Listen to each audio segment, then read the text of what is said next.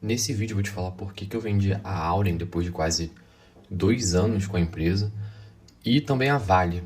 O motivo foi, dos dois é comum, é o endividamento, mas tem características bem diferentes para cada uma dessas empresas. E é o que eu vou mostrar nesse vídeo aqui para vocês, tá? No caso da Auren, tem gente que usa esse indicador aqui para falar de endividamento, o dívida líquida sobre o EBITDA. Já adianto para vocês que eu não utilizo esse indicador, provavelmente nunca vou utilizar esse indicador aqui no canal. E qualquer indicador que utilize o EBITDA, tá? Simplesmente porque... Por quê? Porque eu considero o EBITDA uma porcaria, né?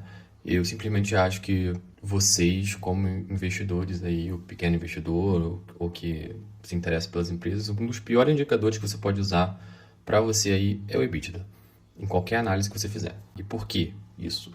Porque ele desconsidera a depreciação e a amortização. Esse DA aqui do final é literalmente falando que ele desconsidera a depreciação e a amortização. Vou fazer um vídeo só sobre isso, mas já adiantando que eu não utilizo isso. Então, como que eu calculo o endividamento, né? Eu vejo o endividamento das empresas mais da perspectiva da dívida líquida, dívida bruta, olhando a posição em caixa, e eu utilizo o lucro líquido. É uma maneira bem simples até de ver o endividamento, tá? Eu já vou direto na fonte, que no caso é o que a gente vai ver aqui para Auren, né? E quais seriam essas fontes? A gente vai olhar o balanço patrimonial para ver quanto ela tem em caixa e quanto ela tem de dívida bancária, debêntures, e a demonstração de resultado dela para ver o quanto ela está gerando de lucro. E sem enrolar mais, a gente vai passar aqui para isso. Aqui no site de relação com os investidores da Auren, é esse formulário aqui que a gente vai usar, ITR-DFP, Demonstração Financeira Padronizada, tá? No caso do terceiro trimestre. E já vamos lá aqui para a demonstração de resultado, que é o primeiro que a gente vai olhar. No caso a gente consegue ver aí, no caso a gente consegue ver nada, né? Porque tá pequeno. Deixa eu aumentar aqui, só um segundo. A gente vai olhar só o consolidado, tá? Da controladora a gente desconsidera, porque o que interessa pra gente é a demonstração consolidada. Aqui no lucro bruto a gente consegue ver que tem 1.668, então ok. Vou passar bem rápido por isso, tá? Que não é o foco desse vídeo, fazer uma análise detalhada da Auren, só para mostrar para vocês a questão do endividamento. Aqui nessas despesas gerais administrativas está uma faixa bem ok. Isso é uma característica boa dessa empresa. Ela tem despesas gerais administrativas baixas em relação ao lucro bruto. Chega nem a 30%. Isso é muito bom nas empresas em geral. Aí aqui a gente chega num lucro antes do resultado financeiro, né, de 1,1 bilhão. Uma equivalência patrimonial aqui das empresas que ela tem participação de 145 milhões. Isso chega pra gente, no caso, um valor próximo aí de 1,250, a gente considerar assim, de um resultado antes do resultado financeiro, que é onde o problema chega pra gente. Se a gente chegar aqui no resultado financeiro, a gente vê que a Auren, gerando de receita financeira, tem 750 milhões. E de despesa financeira, quase 3 bilhões. É aqui que o problema se encontra na Auren. Isso faz com que elas gerem prejuízo. A gente já bate o olho e já vê. Isso não é uma novidade, né? A empresa se endividou bastante aí com a aquisição da AS Brasil e está pagando preço por isso. O problema é que ela está um endividamento muito grande, tá? Então é isso. De lucro a gente já viu que ela está dando prejuízo, ela não está dando lucro. Agora vamos para o balanço, para ver o quanto ela tem de caixa e o quanto ela tem de dívida. No balanço, na parte do ativo, o que interessa para a gente é o caixa. Então a gente vê aqui que o caixa diminuiu bastante de dezembro de 24 para 30/9 agora, né, de 25.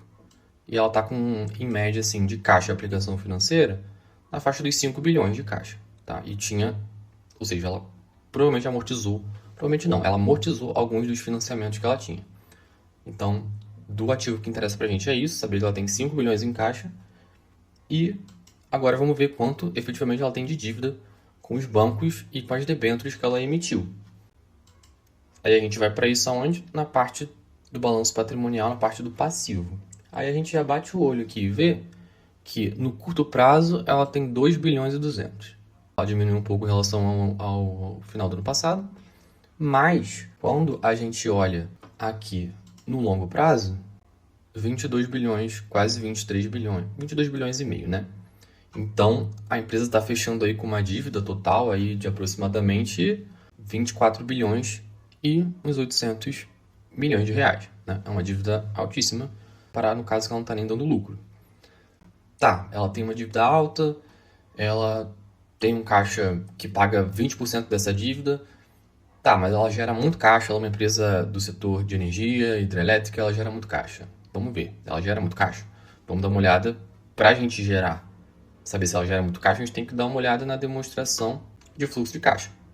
Muita gente fala isso, a Auren gera muito caixa, isso e tal, essas empresas geram muito caixa e falam que você vê essa geração de caixa pelo EBITDA. Gente, EBITDA não é geração de caixa. Um contador morre toda vez que você vê alguém falando que EBITDA é geração de caixa. Você quer ver geração de caixa? Vai na demonstração do fluxo de caixa.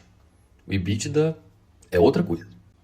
Aqui na demonstração do fluxo de caixa, a gente já vê aqui que nesse período, aqui no final, que é o que interessa pra gente, ela gerou 3 bilhões e 160 de caixa. Aqui embaixo tem esse valor de 1.319. Só que a gente não vai considerar esse valor, a gente vai considerar esse valor de 3. Por quê? Essa parte aqui, se vocês verem, juros sobre empréstimo. Na minha opinião, deveria estar lá na parte, aqui embaixo, de operações de financiamento. E não atividade operacional, tá? Atividade de financiamento. Mas tem empresa que classifica isso aí. Então é uma questão mais de onde ela aloca isso. Mas pra gente o que importa é saber que ela gerou, né? A gente vai considerar como caixa da operação 360. E desse valor a gente vai fazer o quê? A gente vai remover esse valor aqui. Ó, esse valor aqui de 503, que é da aquisição de imobilizado intangível. Por quê? Por que a gente vai retirar esse valor? Porque eu quero chegar, digamos assim, num fluxo de caixa livre. Então eu vou considerar o que a empresa gerou de caixa e o que ela gasta com imobilizado intangível. Eu vou considerar que esse valor que ela gasta aqui é recorrente da atividade dela operacional, que ela precisa gastar esse valor para manter suas maquinários, manter sua atividade, né, dos imobilizados intangíveis que ela precisa repor. Né? Então, eu não vou considerar só esse valor de 3 no fluxo de caixa. Eu estou te mostrando para vocês esse valor do caixa, porque tem muita gente que usa essa premissa. Então, eu vou fazer uma comparação dessa dívida também com a geração de caixa da Auren, não só com a parte do lucro. Da Auren, a gente chegou, então, a esses valores. Outra coisa. A gente está olhando 3 trimestres, né? De 1 do 1 a 30 do 9. E ela gerou 360 de caixa nas operações. Só que eu vou considerar 4 bilhões de geração de caixa para o ano. Ou seja, 3 trimestres, 3 bilhões. 4 trimestres no ano, 4 bilhões. E para isso também, para esse valor aqui de 500. E para aquele valor que a gente viu aqui de resultado de 1,250, que é esse mais esse. É esses valores que eu vou considerar um valor anual. Então, com isso, para a Auren, a gente chega a esses números aqui, já numa base anual. Um lucro antes do resultado financeiro, eu coloquei aqui, de 1,65 bilhões, um caixa que a gente viu de 5, uma dívida bruta de quase 25 bilhões, e a dívida líquida, tirando o caixa, né, diminuindo esse valor em caixa da dívida bruta, a gente chega a um valor de 19, quase 20 bilhões. Lucro antes do imposto, prejuízo. Lucro líquido, prejuízo. Não dá nem pra gente calcular. E para mim, quando eu analiso as minhas empresas que eu pretendo investir, o que eu gosto, né? Assim, em relação a endividamento. Eu geralmente olho o lucro líquido ou lucro antes dos impostos em relação à dívida líquida. Eu pego essa dívida líquida e divido por esse lucro antes dos impostos ou lucro líquido. Se chegar a 4 anos total, maravilha, ótimo.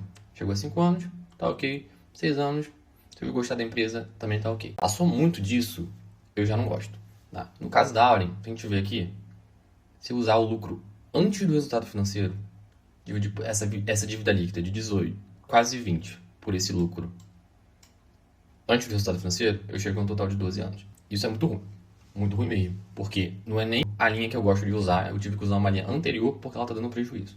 E mesmo assim, eu chego a um valor que é o dobro do que eu me sentiria confortável.